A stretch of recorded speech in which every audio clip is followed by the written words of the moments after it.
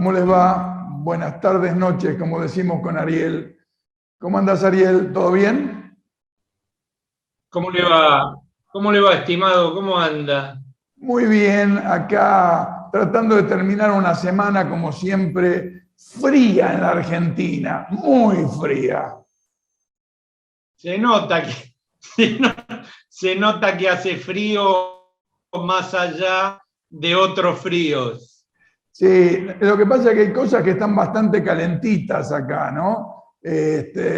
Seguimos con el tema inflacionario sin encontrarle el anillo al dedo y algo vamos a hablar en este programa con un economista muy destacado sobre ese tema. Y en América también, ¿no? Hay un cierto revoltijo con las elecciones en Colombia que están generando mucha tensión acá en la región, ¿no? Sí, yo después que me cuentes y me muestres un poco la nota que hiciste con Banoli, que realmente se me chispoteó. La vejez me hace mal, Sigal. Ya pierdo las horas, pierdo el espacio, pierdo el tiempo, pierdo todo. Míreme, Pero tengo míreme, mensajes para usted también. Porque... míreme cómo estoy, mire. Sí, La sí. confesión de parte. Claro, usted es tan famoso que acá me paran para mandarle saludos, ¿sí? Mira, Así que cuando volvamos, antes de la nota de Colombia, yo le voy a mandar saludos de gente de acá y saludos de gente de Buenos Aires. muy bien. ¿Qué le parece? ¿Vamos a la nota? Dale, dale, dale, mandá la nota de Banoli a ver qué es lo que dijo Muy bien, sobre el tema que le duele a los argentinos, que es la inflación, ¿no? Entre otros. totalmente. Vamos a eso. Bueno, tal como les habíamos adelantado, hoy vamos a tener una primer mitad del programa en un tema que nos preocupa, yo diría, a todos los argentinos. El tema económico, el tema inflacionario, la cuestión productiva, y para eso nos acompaña hoy Alejandro Banoli, un amigo, un economista muy destacado de la Argentina, un economista que presidió el Banco Central, que tuvo distintos cargos públicos y que en este momento, desde la actividad privada, encabeza una consultora que ha denominado Síntesis y que nos parecía muy interesante poder compartir con él, que tiene esta conjugación de visión entre lo público, que ha sido buena parte de su vida, y lo privado, que está desarrollando en este momento desde la consultoría. ¿Cómo te va, Alejandro? Buenas tardes, noches, decimos nosotros en este programa. Un gusto tenerte. Igualmente, ¿qué tal? Buenas tardes, Eduardo. Realmente es un momento complejo, ¿no? Por la situación internacional, por la situación nacional en materia económica, el tema de la guerra y su incidencia en la economía argentina. ¿Cómo estás viendo la situación? Bueno, sí, verdaderamente se están conjugando una serie de factores muy críticos, ¿no? Yo creo que desde los años 70 que no se vive un mundo muy complejo. Y como vos sabés, Eduardo, bueno, la Argentina ya venía de una serie de shocks, la crisis del modelo de Macri, Claro. los efectos económicos de la pandemia y bueno, en el medio de la pandemia una situación de alta inflación a nivel internacional, para cuando enfoquemos directamente en el tema de inflación, porque es un punto importante, un mundo que se está desacelerando con muy serios problemas de logística y abastecimiento, de encarecimiento de costos de los alimentos y de la energía, bueno, y por supuestamente todas las cuestiones geopolíticas que están incidiendo en una combinación muy difícil para lidiar desde lo político y desde lo político económico, que es la inflación y la recesión. Así que en este contexto internacional durísimo, y por supuesto con todas las debilidades que arrastra la Argentina por tantos años de vivir crisis, particularmente desde 2016 en adelante, y particularmente desde la crisis de 2018 en adelante, es que estamos en una situación de fuerte vulnerabilidad, donde se suman algunas vulnerabilidades estructurales que tiene la economía argentina, como la restricción externa, con algunas cuestiones coyunturales que están agravando estos problemas. En esa situación, digamos, uno puede tener la tentación de decir, la Argentina es fuerte productora de alimentos y de algunos de los alimentos que estaban proveyendo al mundo y sobre todo a Europa, tanto Ucrania como Rusia. Ahí tenemos aparentemente un nicho de oportunidades para economías como la Argentina o la sudamericana, digamos, Brasil, Argentina. Sin embargo, viene aparejado un efecto secundario que, así como se incrementa el valor de los commodities que nosotros exportamos o de alimentos, también nos viene de rebote como un efecto inflacionario sobre la Argentina. ¿Cómo podríamos manejar todo esto? ¿Qué, en tu opinión, cómo lo estás viendo? Sí, bueno, sin duda, ¿no? Yo creo que se da esa contradicción, ¿no? Que si uno lo mira en términos de mediano plazo, la Argentina como productor natural de alimentos y con una dotación energética, sea en combustibles fósiles, en gas y todas las posibilidades de energías alternativas, la verdad que es una oportunidad muy grande que en gran parte no podemos aprovechar por eso que tenés como leitmotiv en tu programa, política de Estado, ¿no? Por la ausencia de políticas de Estado que hoy nos limitan, ¿no? Estamos en un mundo donde nos falta gas y estamos recién construyendo un gasoducto que se demoró por años, ¿no? Y con muchas deficiencias estructurales que tienen que ver con una desarticulación del Estado de décadas, más allá de todos los avances que pudo haber habido entre 2003 y 2015, y con serios problemas de infraestructura. Si uno lo ve en mediano plazo, obviamente desde el lado positivo, como dijiste, es una enorme oportunidad. Ahora, en el corto plazo hay un tema que están sufriendo todos los países del mundo, ¿no? La inflación se ha triplicado en el mundo, ¿no? En los países como Europa Occidental y Estados Unidos estamos viendo niveles inflacionarios que se acercan al 10% anual, cosa que no pasaba desde principios de los años 80.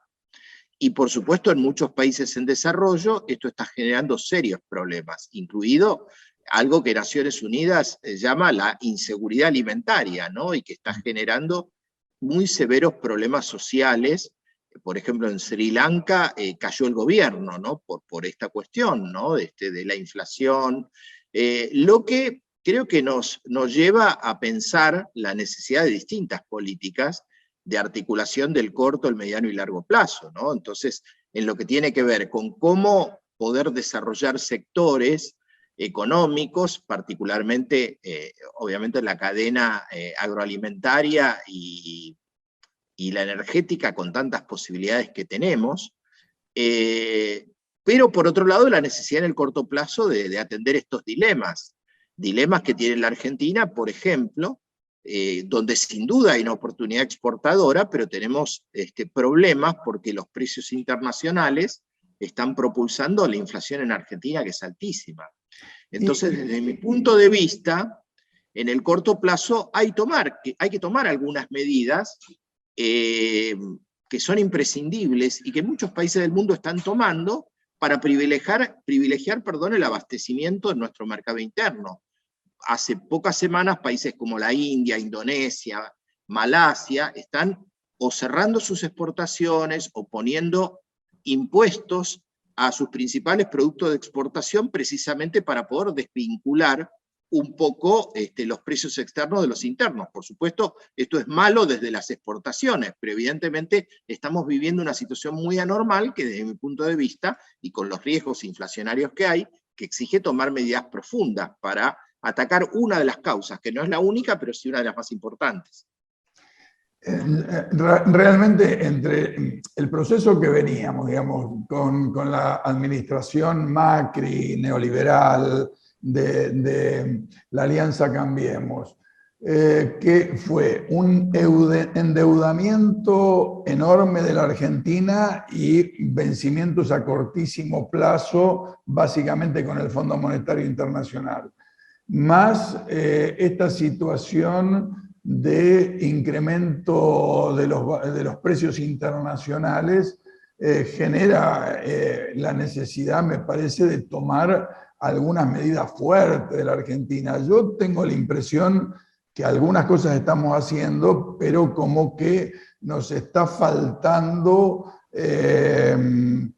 como administrar mejor este tema para que no incida en un incremento del proceso inflacionario que ya también viene de arrastre con el macrismo en niveles altísimos, 50-60%, pero ahora da la impresión de que se nos va escapando la perdiz, como dirían en los sectores populares, y podemos llegar a estar entre el 60 y el 70%. Me parece que eso pone en crisis todo lo que hace a la seguridad de los sectores populares, a que estamos corriendo detrás siempre con el tema, por más que haya paritaria, corremos de atrás con el tema de los salarios.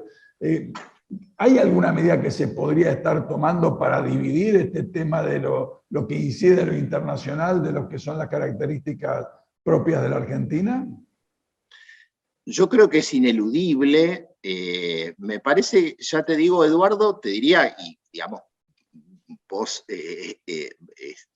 tenés una visión política y creo tenerla desde la economía también, de que ya esto no es una cuestión ideológica siquiera, ¿no? O sea, la necesidad es una cuestión de medidas pragmáticas que gobiernos de distintos signos están tomando ante un flagelo gravísimo a nivel mundial que no tiene precedente. Entonces, yo creo que hay tres factores que inciden decisivamente en la inflación y que me parece que el enfoque multicausal es correcto, pero que le faltan tres elementos fundamentales. Uno tiene que ver con esto, hablando de es necesario aumentar las retenciones y es necesario poner restricciones que al menos permitan abastecer al mercado interno en primera instancia, digamos, alimentos a precios razonables en un país que produce alimentos. Después, creo, Eduardo, que tenemos una inflación inercial de muchos años, en 15 años, pero particularmente en los últimos 5, que se ha agravado, y particularmente este último año con la inflación internacional, estamos pasando del 50 al 70%, como vos decías, que bueno, es un umbral riesgoso y que hace muy difícil poder defender el poder adquisitivo del salario y de los ingresos. Entonces me parece que si no se toman medidas para cortar esta inercialidad de la inflación, es muy difícil. La podrás bajar un poco, unos puntos, pero evidentemente ya hay un ajuste en los contratos y en los precios de la economía, que además se retroalimentan con expectativas, ¿no? En un mundo donde vos estás esperando que el tipo de cambio no se retrase y entonces estás forzado a devaluar por la inflación, entras en una carrera de qué es el huevo y qué es la gallina, y donde cada mes tenés un salto del 5% en los precios, en el tipo de cambio, que acelera los precios, y así sucesivamente. Entonces me parece que si no logramos cortar este círculo perverso entre tipo de cambio e inflación, entre inercia para atrás y expectativas para adelante, y fundamentalmente cambiar las expectativas para poder cambiar un poco el escenario económico. Las expectativas son muy negativas, y no lo hablo desde la perspectiva de los operadores de Wall Street o de los grandes empresarios, sino de los propios ciudadanos argentinos, ¿no? Entonces me parece que acá hay una cuestión que es lo político también. Me parece de haberte dado, desde mi punto de vista o profesionalmente, algunas razones técnicas, globales y locales, que son valederas.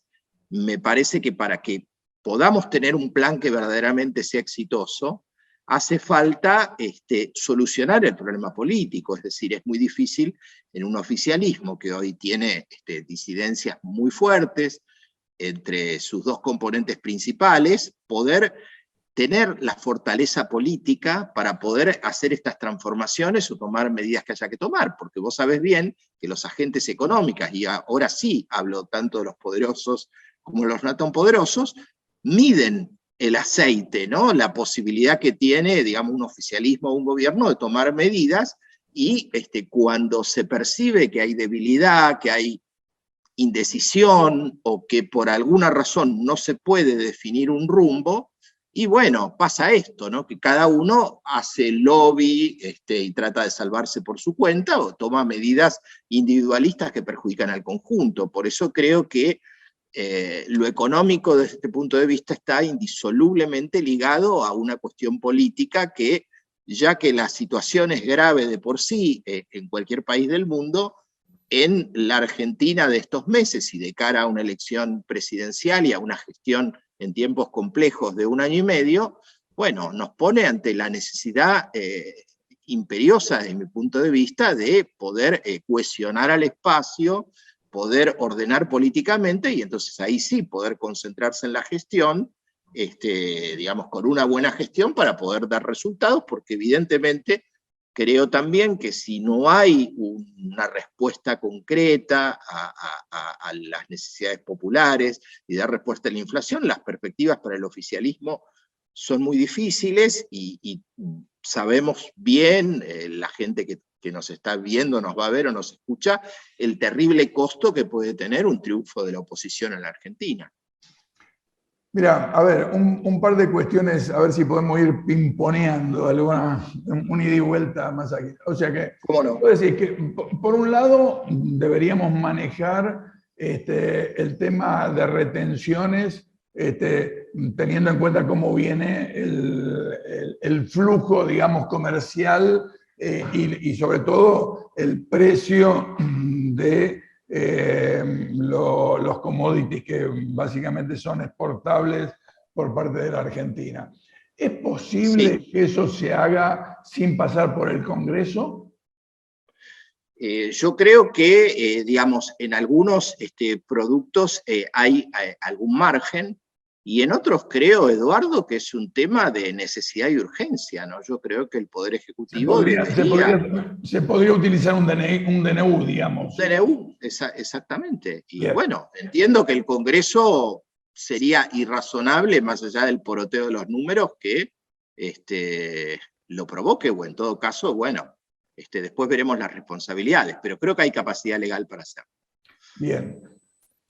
Aparece, vos presidiste el Banco Central. Aparece hoy un personaje de la política argentina que genera simpatía cada vez en mayores sectores. A mí me alarma, me asusta, me estoy refiriendo concretamente a Milei, que dice que le tendríamos que poner una bomba, más o menos, que tendríamos que incendiar el Banco Central.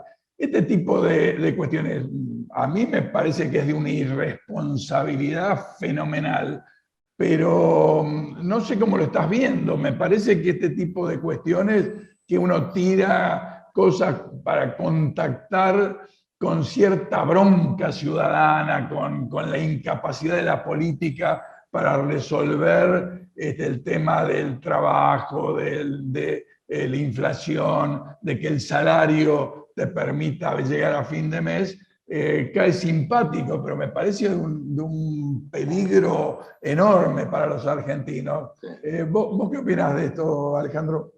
Bueno, te voy a dar una mirada política y una mirada económica sobre tu planteo, ¿no? En primer lugar, creo que no hay que subestimar para nada estos fenómenos. Me parece que en situaciones de crisis los autoritarismos y la derecha logran, digamos, situaciones que en otro momento histórico eran impensables, ¿no? Y estoy hablando no solamente de Europa, ¿no? El Reino Unido, muchos países europeos, en Francia prácticamente estuvieron muy cerca de ganar las elecciones. Bueno, todos conocimos lo que fue el modelo de Trump. En América Latina, bueno, también Bolsonaro ha logrado el gobierno, y en Chile hizo una muy buena elección. Y Y en Argentina...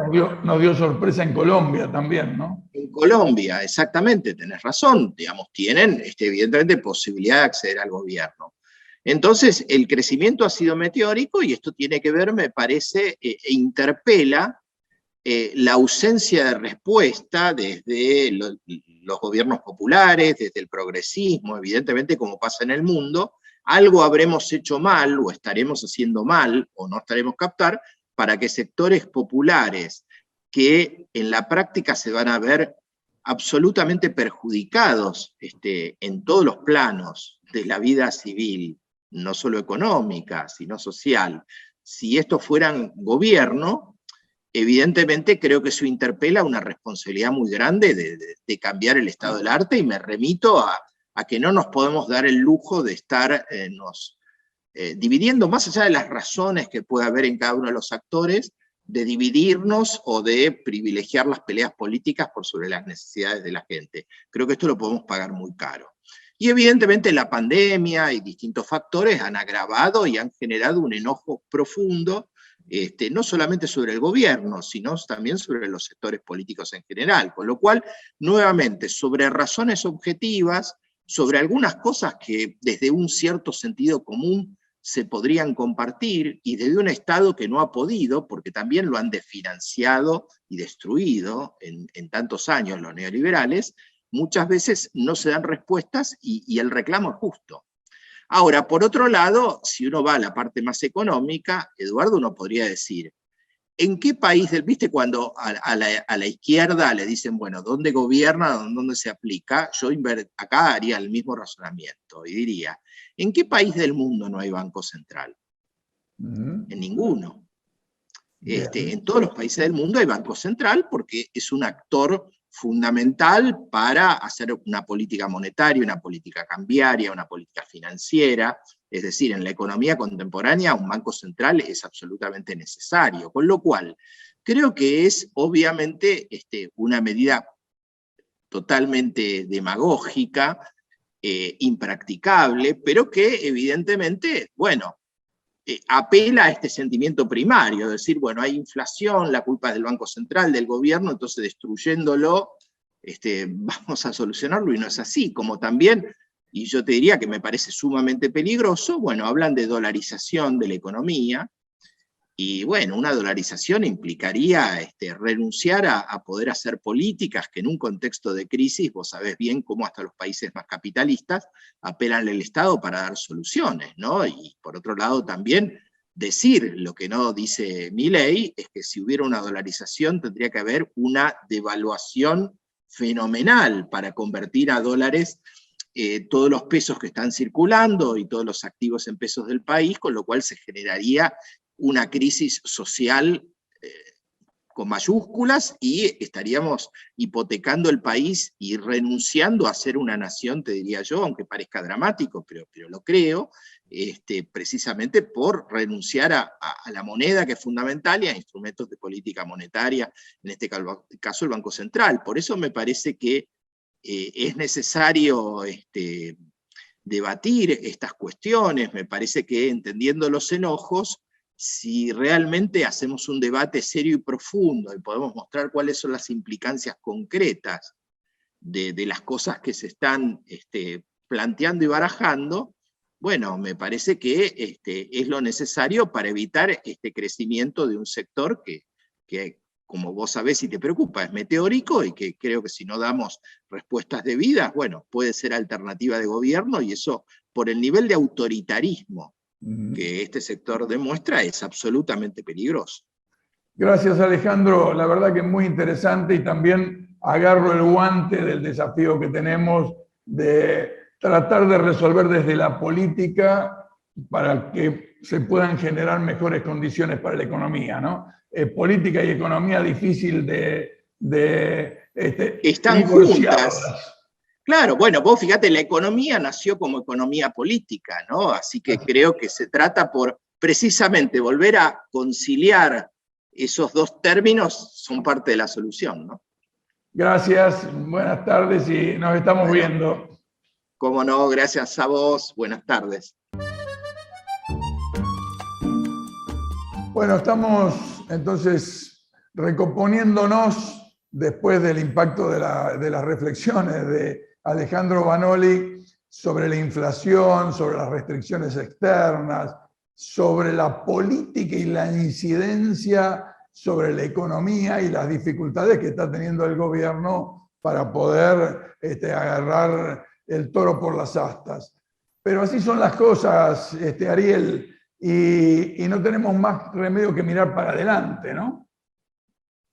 Sí, evidentemente me parece que se está poniendo complejo el camino a recorrer, ¿no? Espero que en lo que resta del año podamos tener una solución a todo este tema que le pega muchísimo a la gente de abajo, ¿no?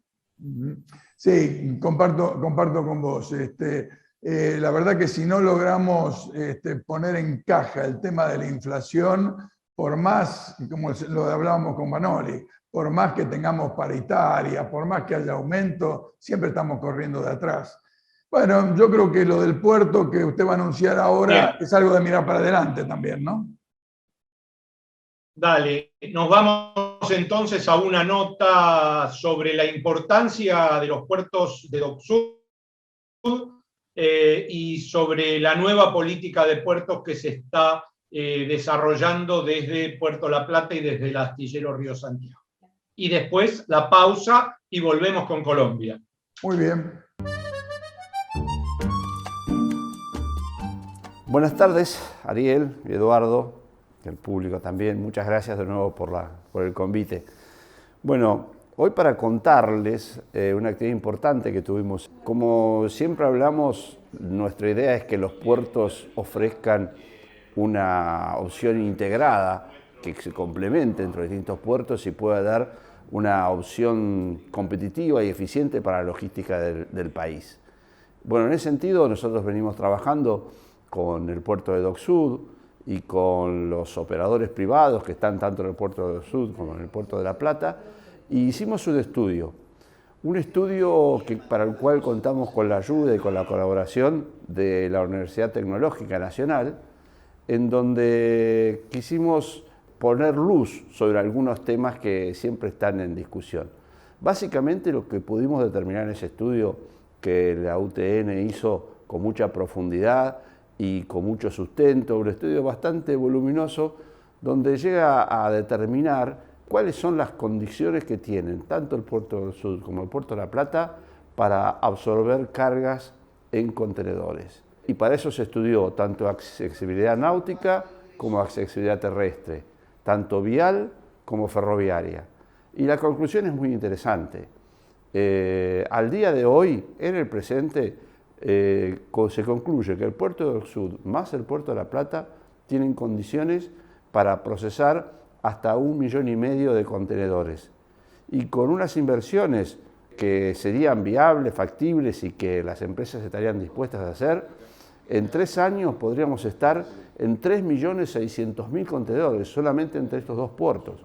Como referencia, hoy en día en Argentina, en todo el país, se procesan menos de 2 millones de contenedores, con lo cual es muy importante decir esto, que al país, desde la provincia de Buenos Aires, desde los puertos de Dock Sud y de La Plata, con la mejor accesibilidad náutica y con una muy eficiente accesibilidad vial, que por supuesto puede ser mejorada, pero que hoy está en condiciones de mover los contenedores que estamos diciendo sin tener problemas de tráfico significativos, bueno, estamos en condiciones de absorber la mayor parte de la carga contenerizada del país. Esto sería muy beneficioso, porque si sumamos a esto la posibilidad de tener el canal de la Magdalena concluido y poder profundizar el dragado de ese canal de la Magdalena en el canal intermedio, podemos tener en el puerto de La Plata, en el puerto de Dock Sud sumados, capacidad para recibir los barcos más grandes que circulan hoy por el océano y, bueno, ser una alternativa realmente eficiente y competitiva. Así que, bueno, queríamos contarles esta novedad. Pronto publicaremos esta información en nuestras redes para que esté disponible el estudio y que, bueno, tanto operadores comerciales como institucionales tengan la posibilidad de profundizarlo. Muchas gracias. Acompaña a Política de Estado Puerto La Plata, un importante nodo logístico para los sistemas productivos de la región. Un puerto en continuo desarrollo. Puerto La Plata, el puerto del futuro.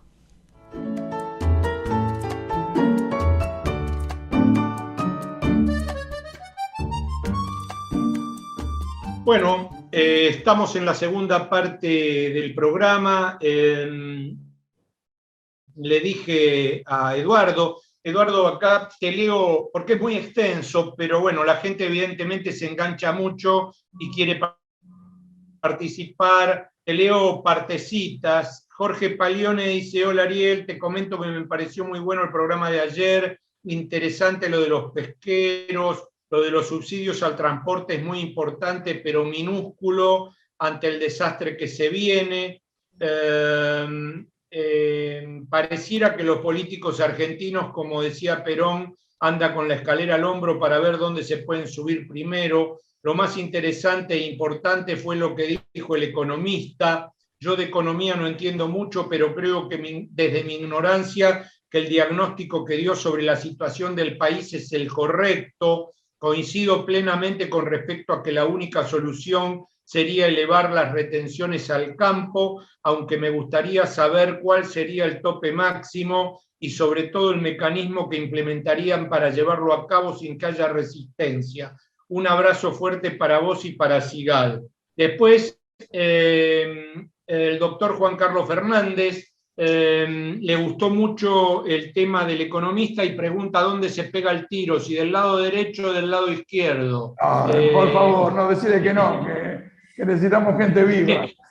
Después Carlos Kowalik, de la provincia de Buenos Aires, que no nos olvidemos de hacer el programa de la década del 70, no es la misma persona que lo pidió la vez pasada. Bueno, le contesté yo por WhatsApp, le dije que en cuanto volvamos ya habíamos quedado con vos, que ya tenemos un ex montonero que devenido JP Lealtad, Aldo Duzdevich, que vive en el sur, y que estábamos buscando una persona que tuviera que ver con montoneros o con ERP para hacer un programa, digamos, de pasado, de la década del 70. Y por último, hoy que me pegó el sol, los 32 grados que hacen acá todos los días y me perdí al economista, venía de la playa para acá o de acá para la playa y me paró la familia Cardinali, de mitad de Mendoza y mitad de acá.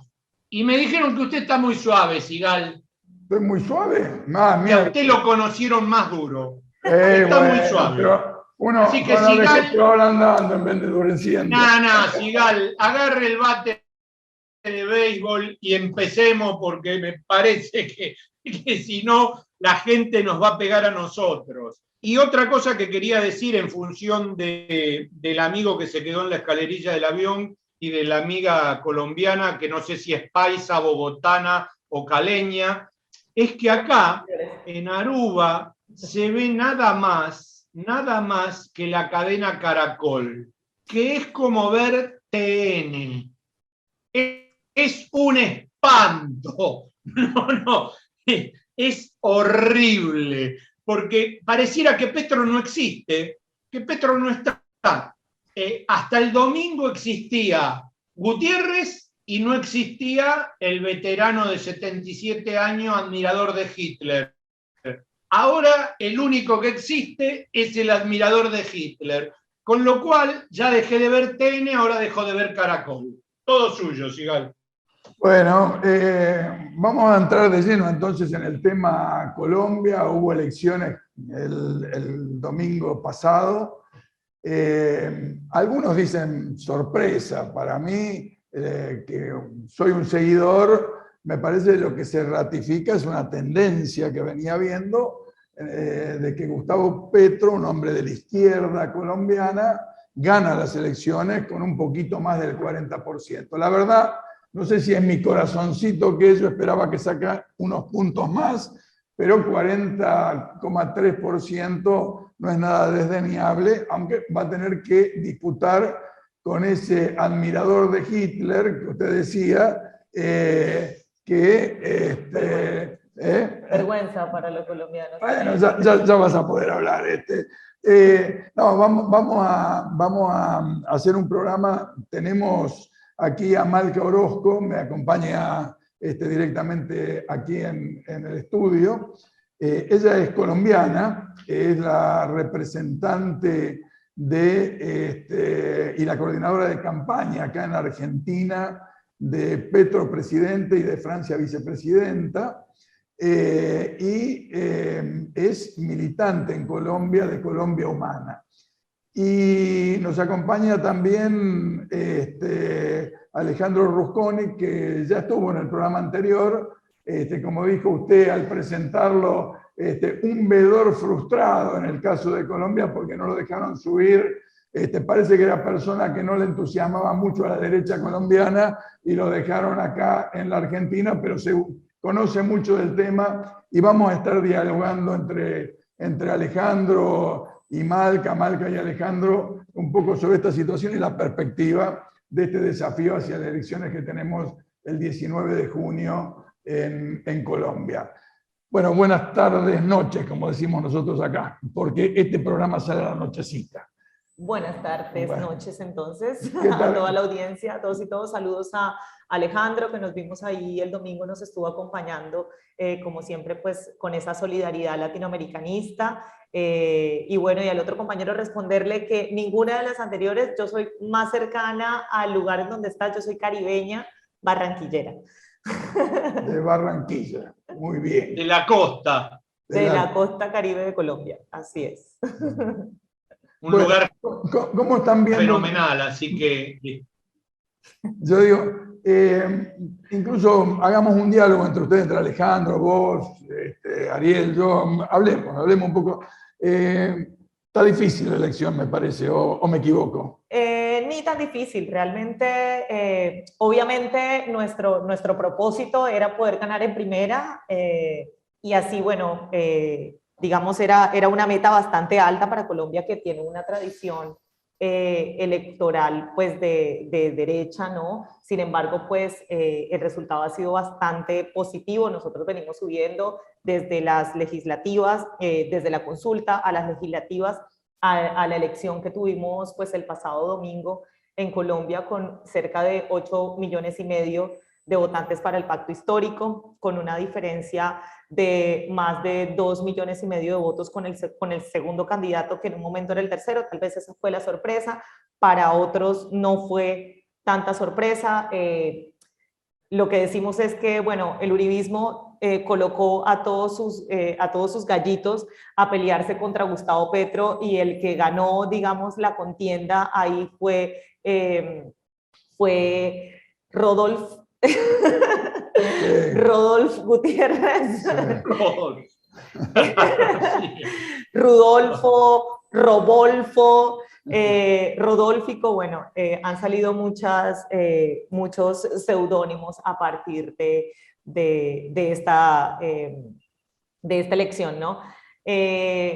Rodolfo es un candidato, bueno, que se postuló alzando las banderas anticorrupción, pero pues sabemos que hoy, de hecho, pues está a punto de entrar en juicio por un problema de corrupción durante su candidatura, durante su periodo como alcalde de Bucaramanga, que es una ciudad del oriente colombiano muy cercana a la frontera con Venezuela. Él y su hijo, ¿no? ¿O me equivoco? Él echó al agua a su hijo para no ser procesado, entonces ya podemos empezar a imaginarnos la calaña de ser que es.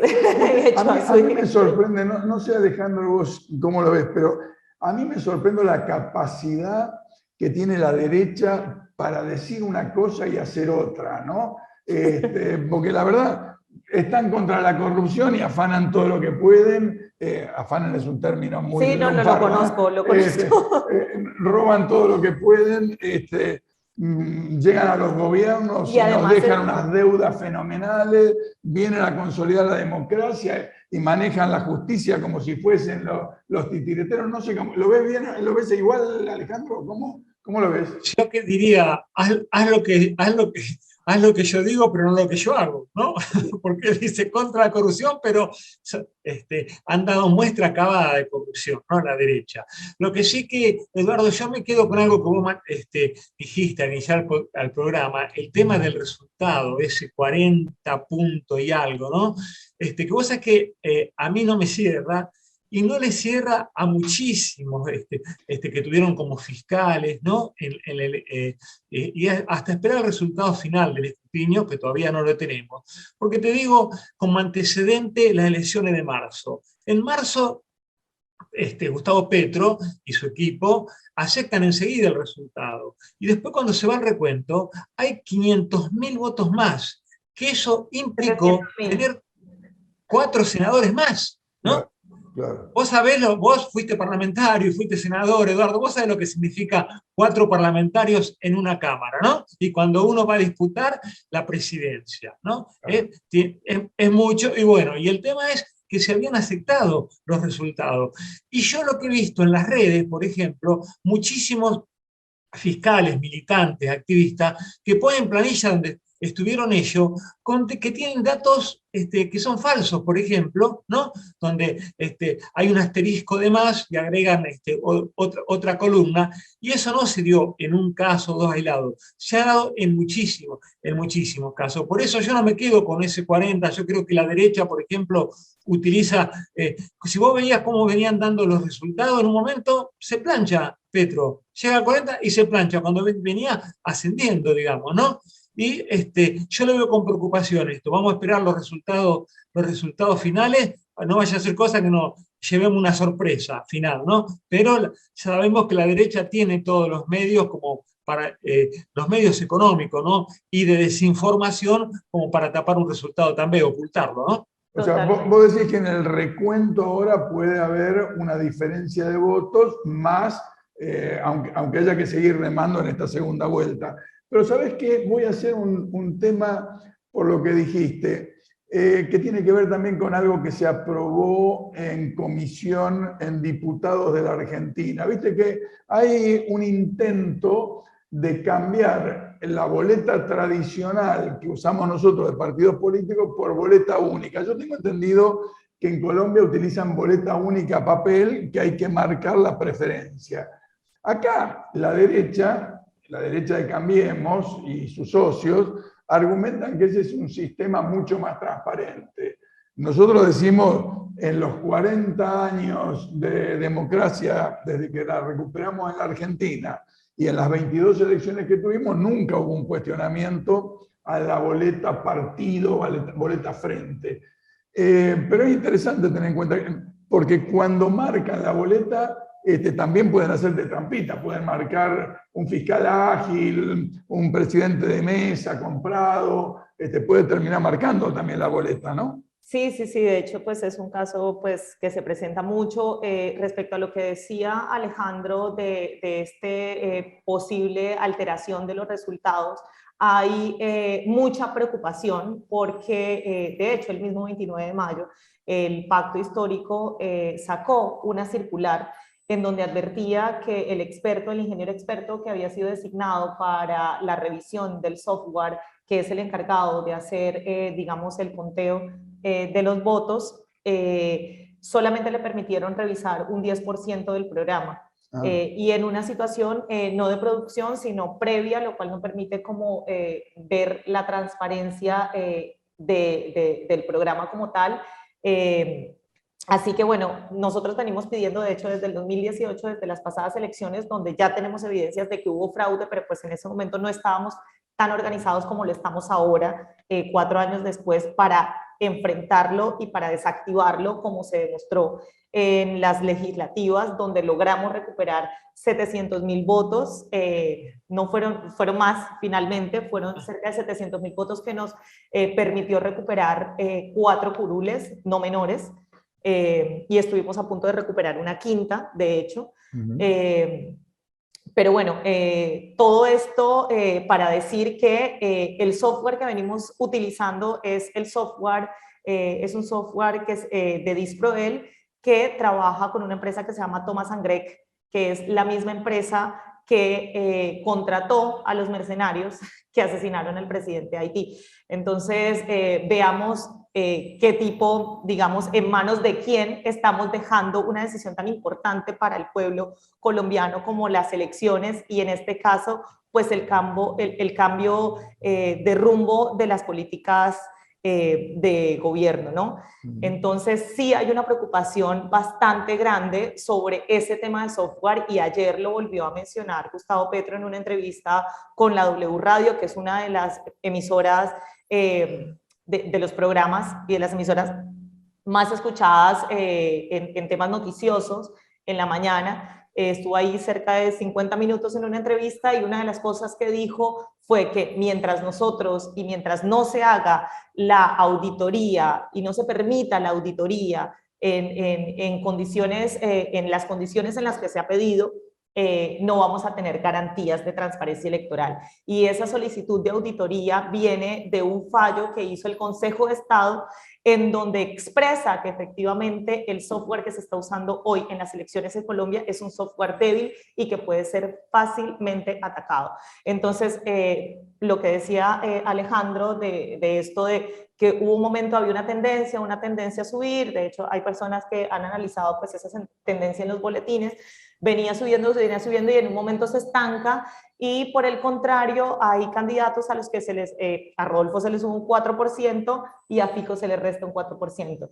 Entonces, aunque, por ejemplo, instituciones como la CELAC hizo un muestreo, pero eso sí, un muestreo muy chiquitito, muy chiquitito, que no sabemos pues qué tan significativo puede ser, logra coincidir con los resultados que se lanzaron, pues sigue habiendo una fuerte, digamos, desconfianza en el software que se está usando al no permitirnos pues revisar el software alegando temas de propiedad intelectual. Creo, no sé si ustedes... Ahora, Maika te pregunta, porque lo que yo vi acá, yo lo estuve viendo en Aruba, estuve viendo lo único que se ve que es la cadena Caracol, y yo me preguntaba, te lo pregunto a vos, te lo pregunto también a Alejandro, ¿Petro tiene acceso a los grandes medios? Porque yo te aseguro que lo que hizo la cadena Caracol el domingo fue vergonzoso.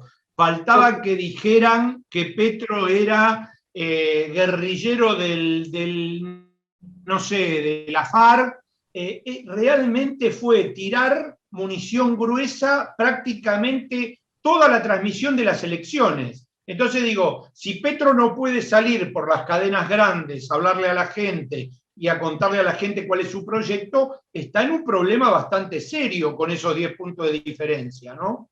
Sí, eso ha sido una tendencia durante toda la campaña, así que ya no, digamos, no nos preocupa tanto porque pues hemos tenido otros canales y gracias pues a la utilización de estos otros, de las redes sociales y de los otros medios alternativos, hemos logrado llegar a una gran cantidad de personas. Pero sí, claramente los medios de comunicación son del establecimiento y Gustavo Petro está, digamos que pues haciendo una propuesta que es mucho más abierta y mucho más democrática, donde los medios de comunicación también tienen responsabilidad y han acompañado todas estas políticas de ultraderecha, ¿no? Los medios de comunicación son también culpables. Es una constante que tenemos que observar mucho, me parece, en estas épocas. Y recordemos que le cortaron el discurso de aceptación de resultados a Gustavo Petro en la mitad. No lo terminaron de transmitir, le cortaron la palabra Caracol, precisamente, que era uno de los medios que habían pedido exclusividad también para transmitir. Les pidieron a todos los militantes que estuviéramos ahí, que estaban ahí presentes, que no transmitieran por sus celulares para garantizar que se transmitiera por las cadenas. Sin embargo, lo cortaron en la mitad del discurso, y un discurso que además estaba haciendo muy sentido y que le llegó a muchísima gente en Colombia. Ahí vemos pues claramente cuáles son pues esas directrices de los grandes medios de comunicación. Eso es lo que yo quería decir, es como que hay una conjugación, ¿no?, cada vez más clara entre los grupos de poder económico, su inserción en los medios de comunicación para tratar de ir amoldando la opinión pública y sacando a quien quieran y poniendo a quien quieren.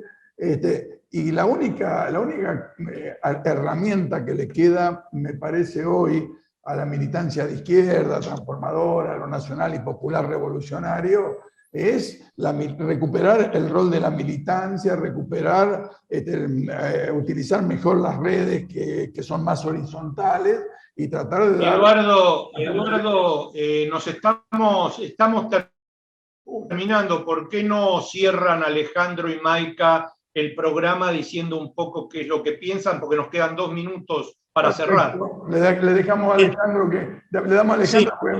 Después a Maika yo la corto, acá le pego para cortarla. Pues. No, yo lo que creo que debemos tomar nota del 45,09, ese que hubo abstención, ¿no? Y la tarea militante que vos decís, Eduardo, es cada uno no es el 1 por 10, uno ir a buscar a 10, uno ir a buscar a 1, los números nos dan. 1 por 1, cada uno que lleve a 1, nos dan los votos. Y lo que se exige ahora es una militancia territorial. Necesitamos que todos vayan, los que votaron a Gustavo Petro, vayan a buscar un voto. Con ese voto se gana, porque Gustavo con 1 millón y algo gana, el segundo, el contrincante tiene que sacar el doble, por ejemplo, de lo que tuvo ya. Tuvo 2,5 millones, tiene que sacar tiene que sacar el doble, ¿no? Así que yo creo que pasa por una cuestión de militancia. Y la guerra de los medios, eso es una batalla perdida, porque los sectores poderosos no quieren perder sus privilegios, ya sean empresarios, nadie quiere perder. O sea que acá lo que nos resta es discutir el programa, que hay un candidato que lo tiene, el otro no lo tiene, ¿no? Y una actitud militante. Es eso lo que hay que apostar. Eduardo, nos tenemos que ir, se nos acabó el programa. Un segundo para que cierre ella y decir, ¿hay colombianos en la Argentina que tienen que votar? Sí, y vamos a tener elecciones, la segunda vuelta va a ser entre el 13 de junio y el 19 de julio, de lunes a sábado en el consulado de Buenos Aires en Argentina, y el domingo se habilitan 2 puntos más, que son en Mendoza y en Córdoba capital. Así que bueno, les invitamos a todos y todas los colombianos que se encuentren en Argentina a que salgan masivamente a votar. Si les dio pereza ese día, si no pudieron transportarse, comuníquense con el Comité Petro Presidente en la Argentina, que estamos ahí llevando adelante varias estrategias para que podamos todos y todas salir a votar y garantizar pues ese Gracias. Bueno, lamentablemente nos tenemos que ir. Nos vemos el próximo sábado a las 19 por Somos y por 517 Flow en todo el país, y como dice Eduardo siempre, también por YouTube. Pásela muy bien, ojalá que gane Petro, lo vamos a seguir esto hasta las elecciones y nos volvemos a encontrar el próximo sábado.